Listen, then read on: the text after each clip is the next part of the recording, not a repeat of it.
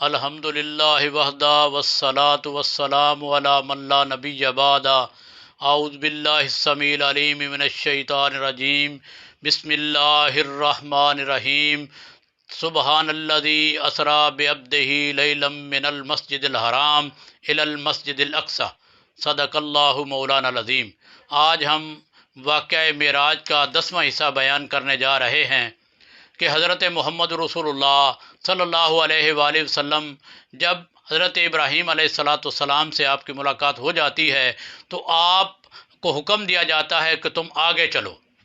وہاں پر حضرت جبریل امین علیہ السلام ارشاد فرماتے ہیں کہ اے نبی، اے محمد رسول اللہ صلی اللہ علیہ وآلہ وسلم، اے سید الانبیاء، اے اللہ کے برگزیدہ بندے، میں اس سے آگے نہیں جا سکتا۔ پوچھا کہ کیوں؟ کہ کہنے لگے کہ مجھ کو اس سے آگے جانے کی اجازت نہیں ہے اور نہ ہی میں آج تک گیا۔ آپ اس سے آگے اکیلے جاتے ہیں، آپ جاتے ہیں سدرۃ المنتہا کے پاس۔ سدرۃ المنتہا ایک بیری ہے جس کے بارے میں حضرت محمد رسول اللہ صلی اللہ علیہ وآلہ وسلم ارشاد فرماتے ہیں کہ وہ درخت ہے کہ جس کے بارے میں یہ آپ نے جو ملاحظہ فرمایا، آپ کہتے ہیں کہ اس کے پتے اتنے بڑے ہیں جیسے کہ ہاتھی کا کان ہوتا ہے، اور اس کا پھل ایسے ہے کہ جیسے بڑے بڑے مٹکے ہوتے ہیں، اور وہ سدرۃ المنتہا ہے کہ جہاں پر حضرت اسرائیل علیہ السلام وہاں پر بیٹھے ہوئے ہیں۔ جب کوئی بھی انسان اس دنیا سے کوچ کر جاتا ہے، جب اس کی روح پرواز کرتی ہے تو وہ اس وقت پتا گر جاتا ہے۔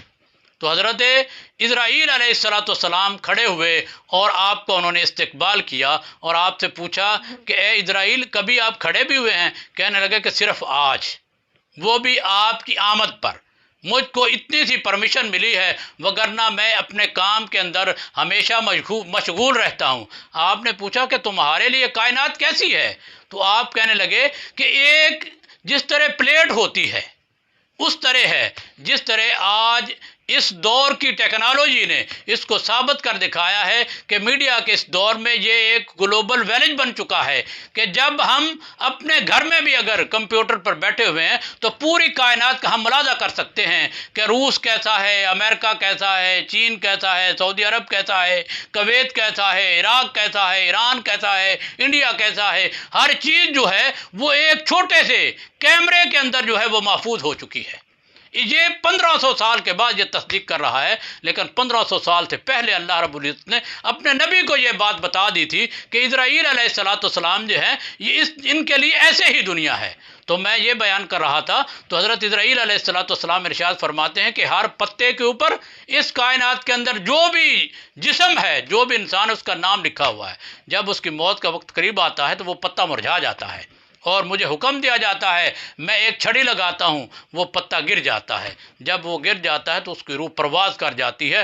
اس وقت اس کی روح جو ہے وہ اس کے جسم سے جدا ہو جاتی ہے اور وہ جسم جو ہوتا ہے وہ بے حس و حرکت ہو جاتا ہے۔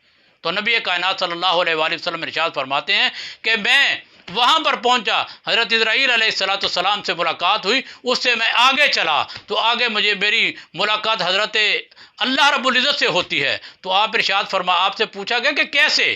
آپ فرماتے ہیں کہ جیسے اللہ نے قرآن حکیم کے اندر کہا ہے کعبہ قوسین او ادنی، جو 2 کمانوں کا فاصلہ تھا یا اس سے بھی کم، اور بعض مفسرین نے لکھا ہے کہ 70,000 نوری فرشتے حائل تھے۔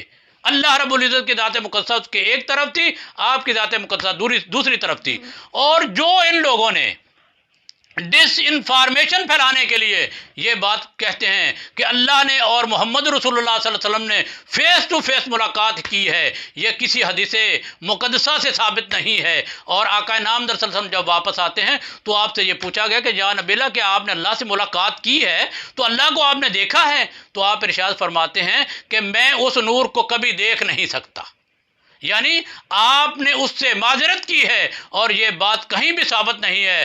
اللہ رب العزت سے دعا ہے کہ اللہ رب العزت ہمیں صحیح قرآن و سنت پر عمل پیرا ہونے کی توفیق عطا فرمائے۔ انا اقول قولی ھذا آخر دعوانا الحمدللہ رب العالمین۔